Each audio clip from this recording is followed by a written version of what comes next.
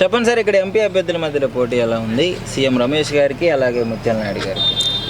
CM Ramesh గారికి ముత్యాల నాయుడు గారికి పోటీ అంటే, ముత్యాల నాయుడు గారు ప్రజల మనిషి అండి. ఏ టైం ఇప్పుడు ఎక్కడ ఉండాలో, ఎవరు ఎక్కడికి రమ్మంటే అక్కడికి వెళ్ళాలనేది ఆయనకి తెలుసు. ఏ టైంలో ఏ కార్యక్రమం చేయాలనేది ఆయనకి తెలుసు. సీఎం రమేష్ గారి కంటే ఇంతవరకు అయితే ఆయన పేరు మేము వినలేదు. ఎప్పుడో గతంలో ఏదో బ్యాంక్ కుంభకోణాల్లో కొట్టాడనేసి, ఏదో 300 కోట్లు 400 కోట్లు కొట్టేసాడని, ఎత్తేసాడని అప్పుడే ఆయన పేరు ఉన్నాం తప్ప ఇంతవరకు ఆయన ఎవరని మాకు తెలియదు. మరి 400 కోట్లు కొట్టేసిన అభ్యర్థిని మీకు ఎంపీగా నిలబెట్టడం జరిగింది. చంద్రబాబు నాయుడికి అంతకంటే గత్యంతరం అయితే ఏం లేదు. ఎందుకంటే ఆయన డబ్బులు ఉన్నోడే అక్కడ టికెట్ ఇవ్వాలి. టికెట్ డబ్బులు ఖర్చు పెట్టి గెలాలని ఆయన ఆలోచన తప్ప, డబ్బులు ఖర్చు పెడితే గెలుస్తారా? ఆయన ఆలోచన అది. ఓకే, ఆయన అలా చంద్రబాబు నాయుడు ఆలోచన అది. అంతేగాని ఇక డబ్బులు ఇచ్చేస్తే ఓట్లు వేసేస్తారు జనాలు అనుకోవడం తప్పు. ఎందుకంటే జనాలకి ఎటువంటి లబ్ధి పొందుతుంది అనేది ప్రతి ఒక్క జనాలకు తెలుసండి.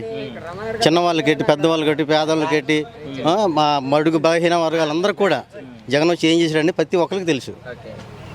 ఇప్పుడు ఎస్టీ కానీ, ఎస్సీ కానీ, మైనార్టీలు కానీ ఎటువంటి సంక్షేమ పథకాలు ఇచ్చాడో వాళ్ళకి కూడా ఎటువంటి అధికారంలోకి ఎటువంటి స్థానం ఇచ్చడానికి కూడా వాళ్ళకి తెలుసు, జనాలకు తెలుసు. మనం ఎవరైనా చెప్పక్కర్లేదండి.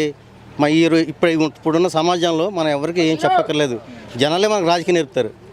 అది వాస్తవం. ఇందులో సీఎం రమేష్ గారు గెలుస్తారంటే అది కాదు, కరెక్ట్ కాదు. మా నాయకుడితో పోటీ అయితే డబ్బు ఉంటుండొచ్చు, కానీ మా నాయకుడితో పోటీ అయితే ఆయన కాదు. అదండి. Thank you. ఓకే.